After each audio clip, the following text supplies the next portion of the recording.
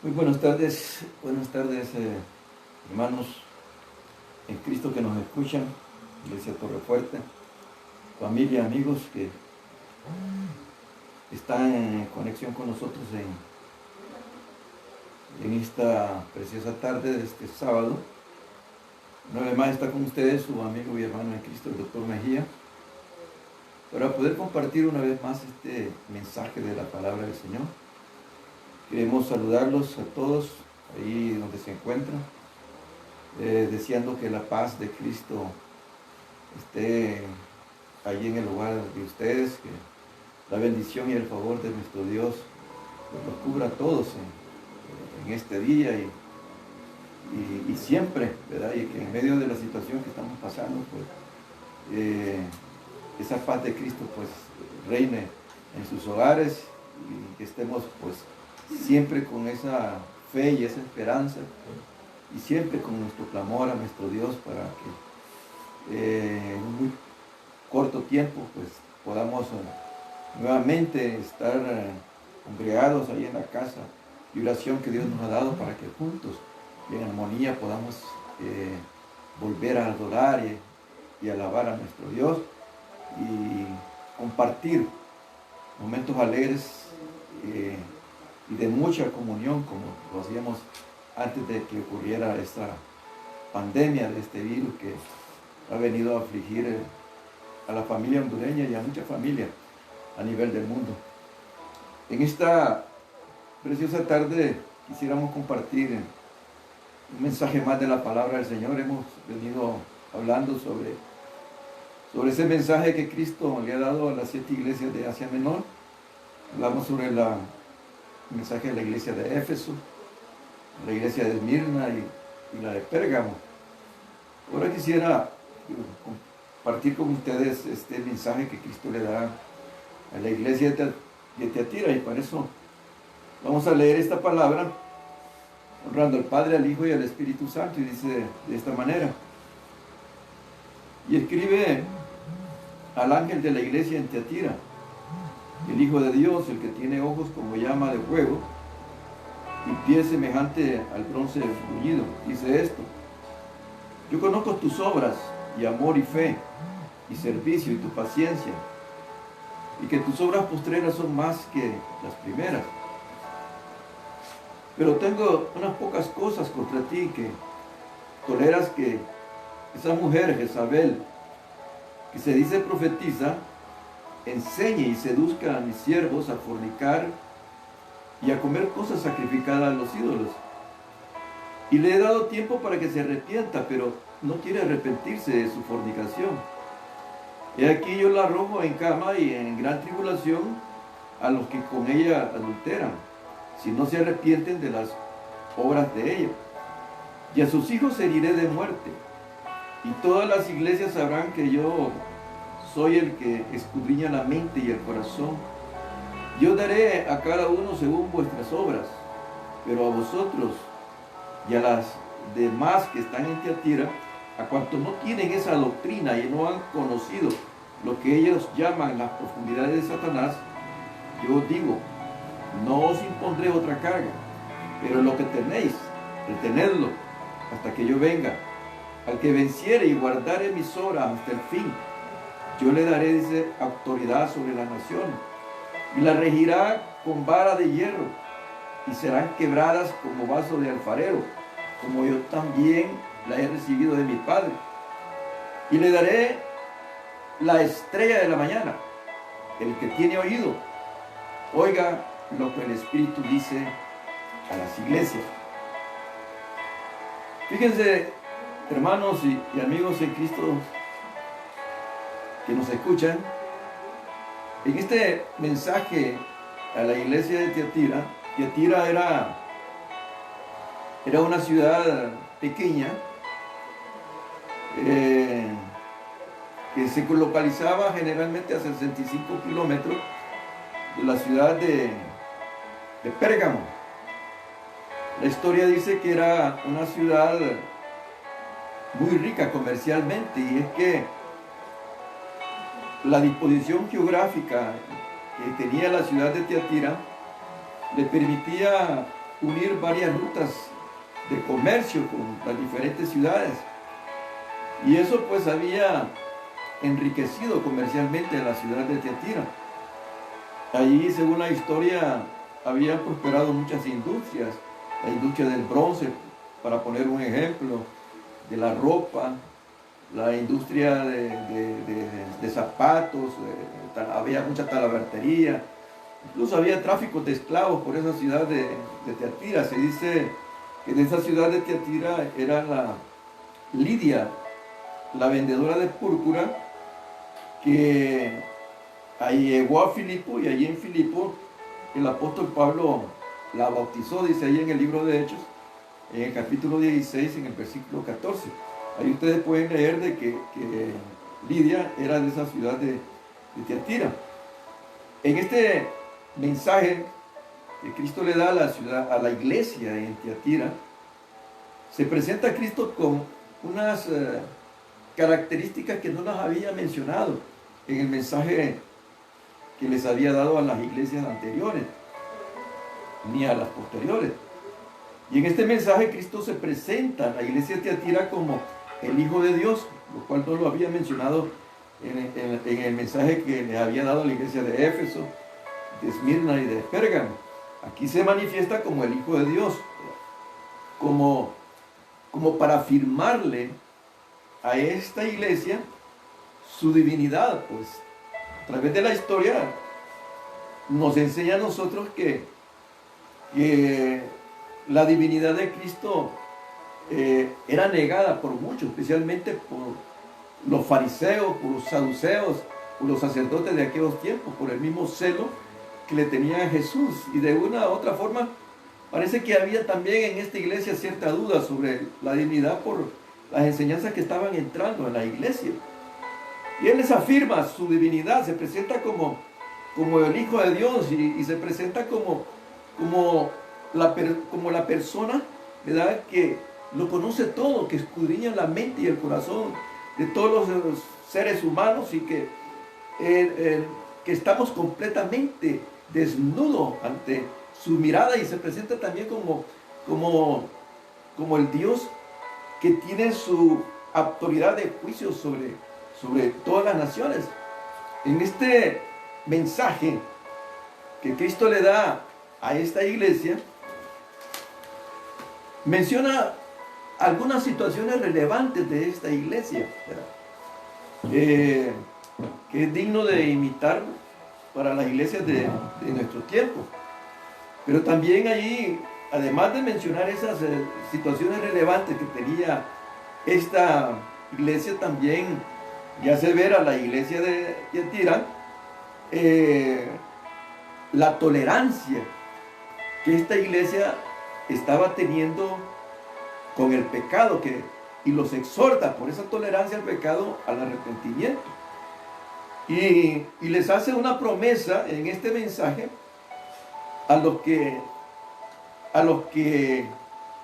habían logrado retener y obedecer su palabra, y obedecer, y les hace ver, ¿verdad?, de las bendiciones que vendrían sobre ellos, ¿verdad?, si ellos vencían y continúan reteniendo esa palabra. Y eso es importante saberlo para las iglesias de nuestro tiempo, para que nosotros nos demos cuenta que el Cristo de la gloria que nosotros predicamos es un Cristo que se preocupa por su iglesia, no importa el pecado que se está introduciendo en su iglesia. Siempre Cristo está pendiente de su iglesia. En este mensaje, Cristo le escribe a la iglesia y le dice de esta manera: yo conozco, le dice, tus obras, y amor y fe, y servicio, y tu paciencia, y que tus obras postreras son más que las primeras. En este mensaje, Cristo resalta en primer lugar en esta iglesia la fidelidad de esta iglesia. Resalta su fe, su amor por el trabajo, ¿verdad?, su sacrificio, su abnegación por la obra, su paciencia que tiene esta iglesia. Y sobre todas las cosas resalta que sus obras postreras, le dice, son mejor que las primeras. Es decir, que Cristo hace resaltar en esta iglesia la práctica que estaban teniendo del fruto del Espíritu Santo. Sin embargo, les hace ver que a la par de ese crecimiento espiritual que esta iglesia estaba teniendo, ¿verdad?, les hace ver la tolerancia al pecado que tenía una parte de esta congregación y que estaba siendo introducida desde el mismo interior de la iglesia por una mujer cuyo nombre distintivo Jesús la conoce con el nombre de Jezabel. Por eso dice ahí la palabra: pero tengo unas pocas cosas contra ti, le dice, que toleras que esa mujer Jezabel, que se dice profetiza, enseñe y seduzca a mi siervo a fornicar y a comer cosas sacrificadas a los ídolos. A pesar de ese crecimiento espiritual que se miraba en la iglesia de Tiatira, ¿verdad?, parte de esa congregación había tolerado el pecado a raíz de una líder que existía dentro de esa congregación, que se decía que era profetisa, y que Jesús la conoce con el nombre distintivo de Jezabel, como para poder recordar o traer a memoria de la Jezabel aquella del Antiguo Testamento, que era esposa del rey Acab, del rey de Israel, que logró que el pueblo de Israel fornicara y espiritualmente haciéndolos participar en el culto al Dios, al ídolo que ellos tenían, que era Baal. Y ella misma, esa Jezabel, que era esposa del rey Acab, se encargaba de alimentar los 450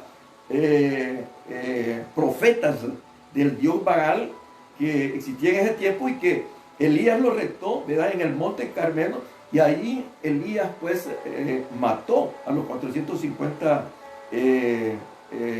profetas de Baal. Esta mujer, que es conocida aquí en este mensaje, en el nombre de Jezabel, se hacía pasar como profetisa en la iglesia y enseñaba, y con sus enseñanzas que ella hacía allí en la iglesia de Tiatira, seducía a la iglesia de Cristo, ¿verdad?, y los seducía para que fornicaran espiritualmente y probablemente fornicaran carnalmente, ya que de acuerdo a la historia que nosotros hemos conocido sobre esta iglesia en Tiatira, esta mujer, que se conoce como Jezabel ahí, ¿verdad?, a través de sus enseñanzas y sus profecías que ella decía que eran de parte de Dios, que eran divinas, seducían a la iglesia para que participaran en los cultos paganos que se hacían en la ciudad de Tiatira en honor a esos ídolos que ellos tenían en esa ciudad, ¿verdad?, y que lograba que esa iglesia participara en esos cultos paganos, probablemente por conceder los creyentes de esa iglesia o que se les diera un favor de trabajo, o poder participar en los negocios de las industrias florecientes que existían en ese tiempo en la ciudad de Tiatira.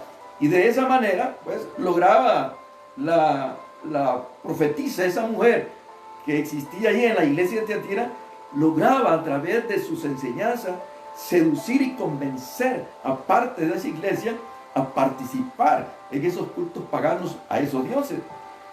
Y de esa manera vemos nosotros cómo en esa iglesia, ¿verdad?, se toleraba el pecado, ¿verdad?, la fornicación espiritual, cómo se miraba en esa iglesia que eran quebrantados, ¿verdad?, se quebraban los principios espirituales de la sana doctrina de Cristo, obedeciendo probablemente a intereses económicos, ¿verdad? Y fíjense ustedes, mis hermanos, que esas formas de introducción del pecado a través de esas enseñanzas herejes que existían en aquellos tiempos, no son nuevas tampoco en nuestros tiempos. También se mira en algunas denominaciones de la Iglesia de Cristo en nuestro tiempo, donde vemos nosotros que existen ministros y líderes de esas denominaciones que a través de doctrinas herejes, ¿verdad?, seducen y a la congregación, seducen al pueblo de Dios en esas congregaciones, hacen del pueblo de Dios una mercancía, ¿verdad?, y les meten a través de esas doctrinas herejes en su mente la idea de la existencia de un Dios que responderá a sus necesidades, que responderá a los milagros que ellos piden, a los problemas que ellos tienen, si siembran, ¿verdad?, mayores cantidades de dinero. Me estoy refiriendo a la famosa doctrina de la prosperidad, donde se les enseña a la iglesia que entre más dinero siembre, Dios va a responder más rápido a las necesidades que ellos tienen. Y eso, mis hermanos que nos escuchan y amigos que nos escuchan, ese es un adulterio espiritual dentro de la iglesia de Cristo. Es una fornicación espiritual. Eso es adulterar espiritualmente la sana doctrina de Cristo, cuyo único fin y el único propósito que tiene la sana doctrina de Cristo es rescatar almas para Cristo, es preparar a las personas para vivir en el reino espiritual de Cristo, que comienza desde el momento en cuando nosotros recibimos a Cristo como nuestro Salvador y Señor. Desde allí comienza el reino espiritual de nuestro Señor, cuando nosotros aceptamos a Cristo como nuestro Salvador y nuestro Señor.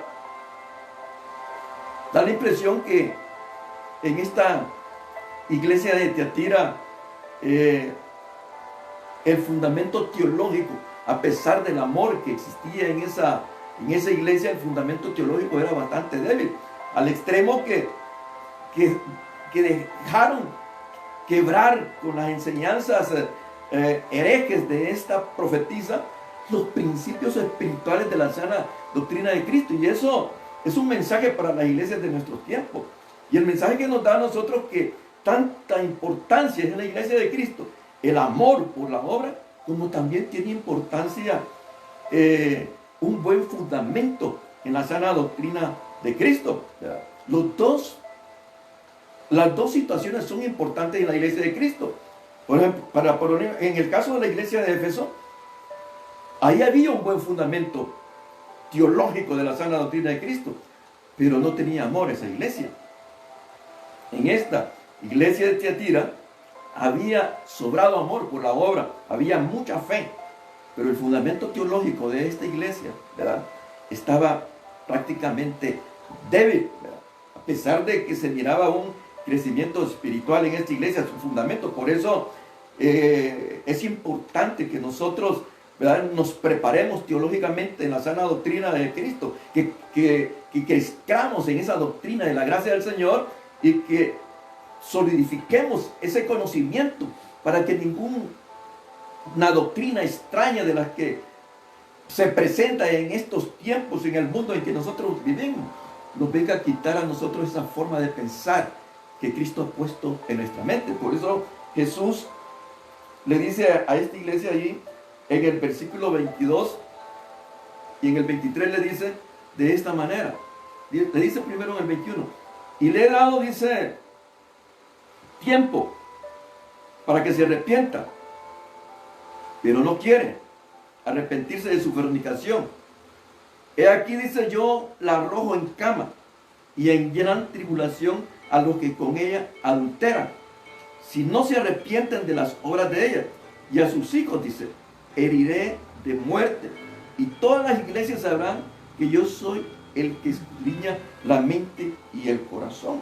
En estos versículos, Cristo exhorta, ¿verdad?, exhorta a la misma mujer a que se arrepiente, pero dice que no quiere. Y eso generalmente sucede cuando las personas son atraídas por lo que el mundo les ofrece, ¿verdad? Desprecian la eternidad que Cristo nos ofrece a nosotros por gozar un tiempo en este mundo en que nosotros estamos. Esta profetisa dice que se negó, y de esta manera vemos nosotros la misericordia de Dios, que a pesar del pecado que ellos cometen, Dios siempre les da la oportunidad para arrepentirse, pero también les hace una advertencia, que si no se arrepienten, no solamente iba a destruir a la profetisa, sino que también a todos los hijos que participaban con ella en esa doctrina pecaminosa que esta mujer profetizaba ahí y que se le conocía con el nombre de las profundidades de Satanás. Dice que los iba también a destruir, ¿verdad?, a sus aliados, de esa forma, ¿verdad?, si no se arrepentían. En el versículo 24,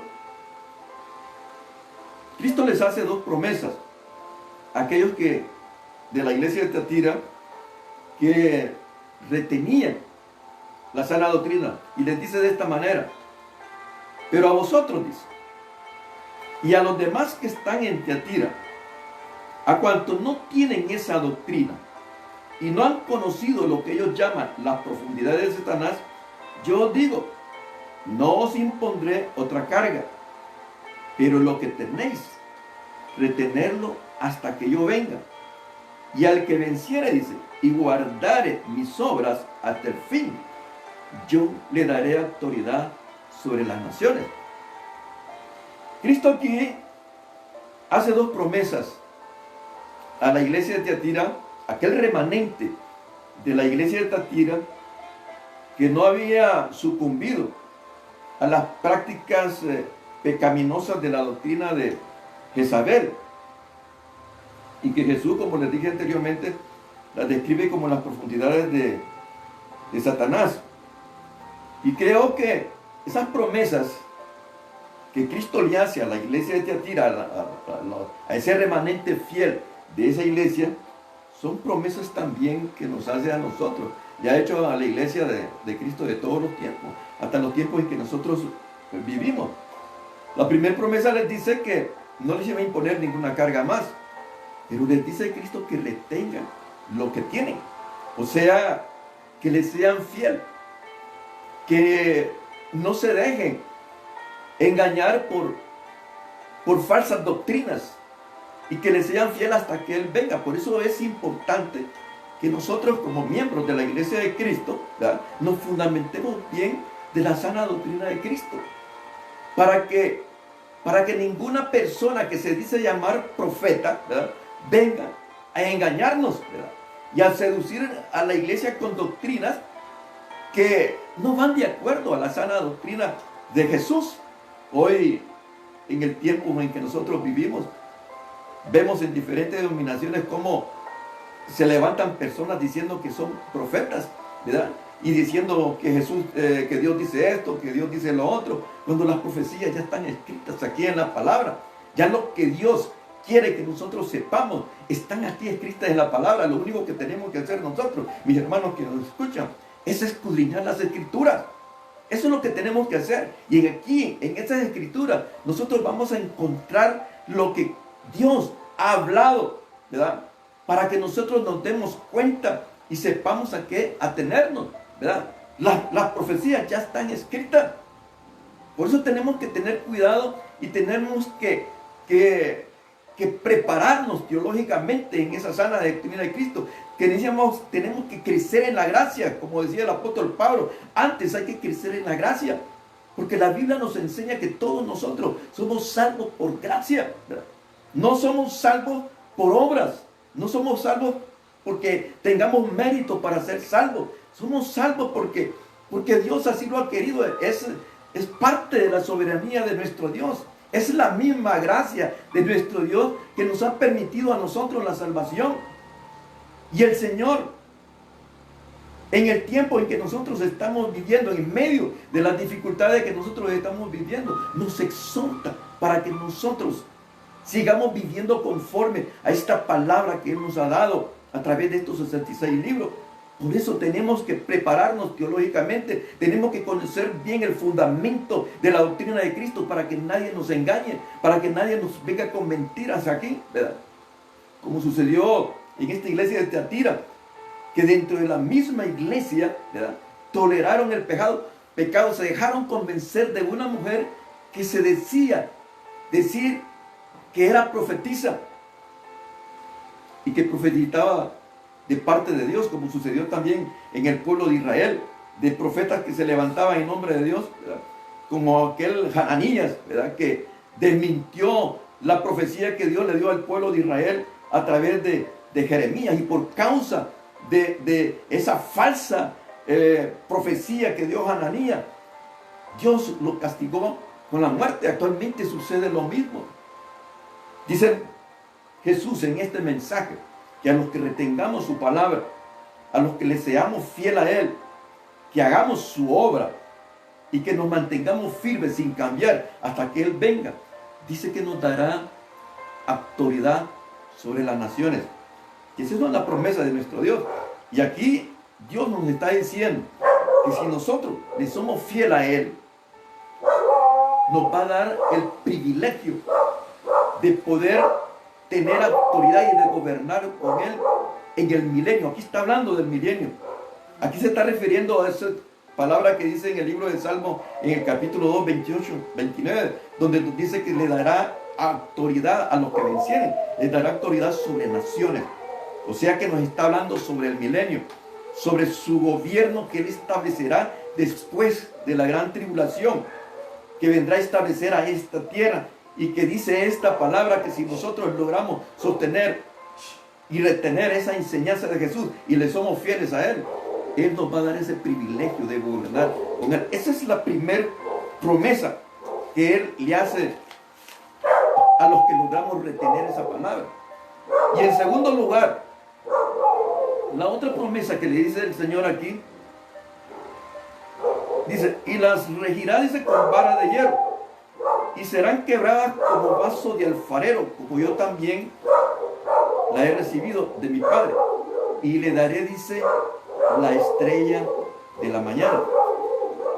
O sea que en la segunda promesa dice Jesús que al cristiano que venza le dará, dice, la estrella de la mañana. En el libro de aquí de Apocalipsis, en el capítulo 22, en el versículo 16, a Jesús se le hace llamar la estrella resplandeciente de la mañana, lo cual, de acuerdo a lo que nosotros leemos en este mensaje, implica que el cristiano que venza estará, dice, con Cristo por toda la eternidad. Por eso Jesús dijo en su palabra, ¿verdad?, que donde está Él quiere que estén sus servidores. Por eso, en los tiempos en que estamos viviendo, vale la pena servirle a Cristo Jesús, ¿verdad? Vale la pena serle fiel a Jesús, ¿verdad? Vale la pena corresponderle a Jesús el sacrificio que Jesús hizo en esa cruz. Por eso en esta tarde, mis hermanos y amigos que nos escuchan, yo, mi familia, los exhorto a ustedes, ¿verdad?, para que se mantengan fieles a Cristo, ¿verdad?, que no dejen que ninguna doctrina extraña venga a quitar esa forma de pensar que Cristo ha puesto en su mente, ¿verdad? La palabra de Cristo es fiel. Las promesas de Cristo son fieles. La Biblia nos enseña que Dios no es hombre para mentir, ni hijo de hombre para arrepentirse de lo que Él nos ha prometido. Y Él nos ha prometido salvación a todos aquellos que nos mantengamos fieles a su palabra. Así que tenemos que seguir adelante en medio de todas las situaciones, en medio de todas las dificultades que podamos tener en este mundo, mis hermanos. Tenemos que seguir adelante.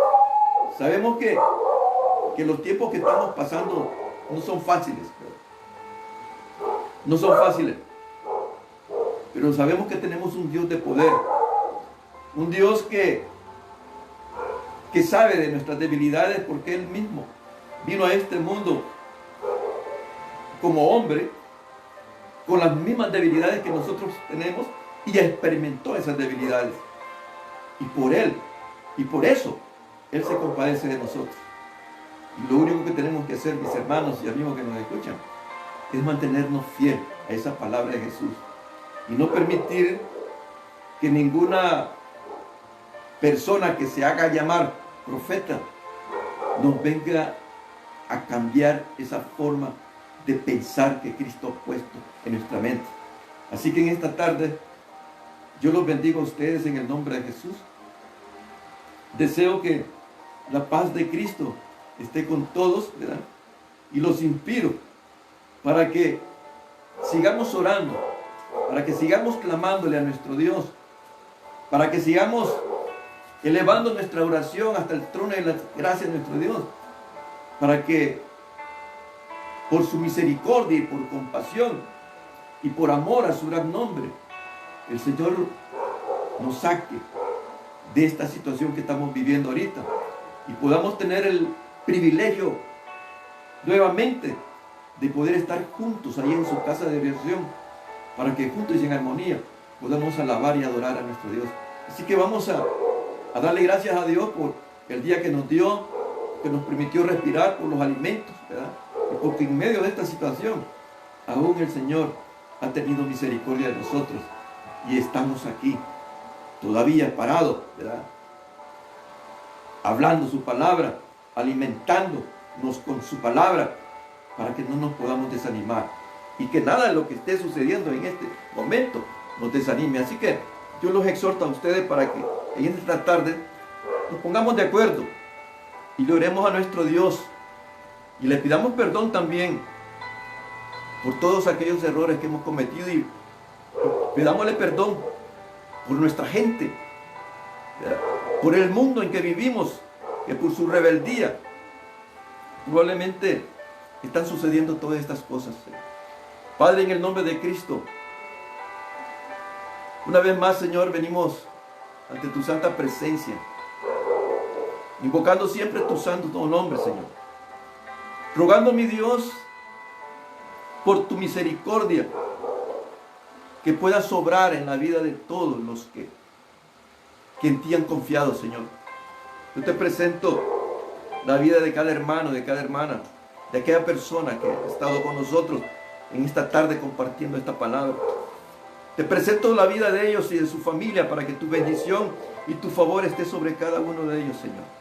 Te ruego, Señor, por la vida de todas las personas, Señor, en las diferentes ciudades y pueblos de nuestro país, para que ahí donde están, Padre, conforme a esas riquezas en gloria que tú quieras, tú puedas proveerles en medio de las situaciones que estamos pasando, tú puedas proveer esa provisión, impregnar en su corazón y en su mente esa esperanza y esa fe que solo la podemos tener de ti, Señor, de que todo lo que está pasando muy pronto va a pasar por tu misericordia, Señor.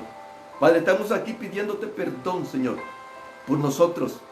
No sabemos si te fallamos en este día, pero estamos aquí reconciliándonos siempre contigo. Estamos pidiéndote perdón por todas las naciones, por esa población, Señor, que por ignorancia tal vez o por incredulidad, Señor, te han dado la espalda y te han desconocido como el Señor de todo este universo, Señor. Pero que gran parte de esa población ahora, Señor, ha abierto su corazón y ha vuelto su mirada hacia ti, Señor, y te ha conocido como el Señor y el único de este universo en que vivimos, Señor, y que ahora clama a ti por esa misericordia tuya, Señor, para que tú nos perdones, Señor, para que tú nos libres a todos de esta peste que está sucediendo a nivel mundial, Señor. Padre, llénanos de tu gracia todo, Señor. Padre, respóndenos ante nuestro clamor, Señor. Bendice a todos tus siervos y líderes que tienes al frente de tu obra en todo lugar, Señor. Y escucha el clamor de cada uno de ellos, Señor. Y atiéndelos, mi Dios. Atiende nuestro clamor, Señor. Mira el sufrimiento y el dolor del mundo actualmente, Señor. No permitas más muertes, Señor. Protege a todas esas personas, Señor. No permita que esta peste siga contaminando más familias hondureñas ni familias a nivel de este mundo, Señor. Protege a los médicos, a los trabajadores de salud que luchan contra esta peste, Señor. Bendice, mi Dios, a todos aquellos, mi Dios, que han confiado en ti grandemente, Señor. Y permite que tu paz, Señor, esté en la vida de todos los hogares, Señor, de esta nación que tú nos has dado por habitación, Padre. Bendice a Honduras, Señor. Bendice a Honduras grandemente, Señor. Y libra a Honduras de esa peste. Libra este universo en que vivimos, Señor, de esa peste, Señor. No permita más caos en estos tiempos en que nosotros estamos viviendo, Señor. Ayúdanos, mi Dios. Necesitamos de ti ayuda, Señor. Solo tú puedes librarnos de todo eso. Y por eso nuestra esperanza está en ti, Señor. Padre, bendice cada uno de los hermanos y hermanas que en esta tarde estuvieron ahí, cada amigo, cada familia, Señor. Que tu bendición y tu favor estén con ellos. Mira sus problemas, mira sus peticiones, Señor. Mira sus necesidades, Señor. Yo te los presento para que conforme a esas necesidades y a esos problemas, Padre, tú les puedas bendecir, Señor.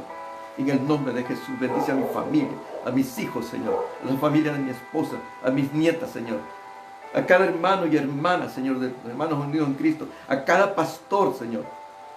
Yo te ruego tu bendición y tu favor sobre la vida de ellos.